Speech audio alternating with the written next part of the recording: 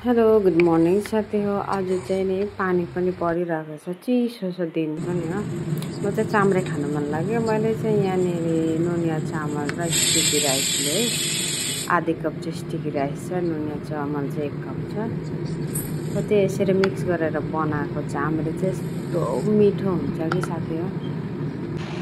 अनि मैले चाहिँ घिउ लाएँ कराईमा, अनि त्यहाँदेखि ल्वाङ, अलैँची, तेजपत्ता हो, सुकेको खोर्सानी माथिबाट पड्काएँ घिउमा।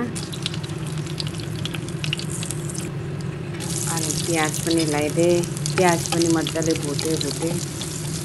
अनि त्यहाँदेखि फेरि मैले यो आलमन्ड र काजु चाहिँ लगाइदिएँ अलिकति। यो चाहिँ अप्सनल हो, तपाईँहरूलाई मन परेन भने स्किप गर्नु सक्नुहुन्छ।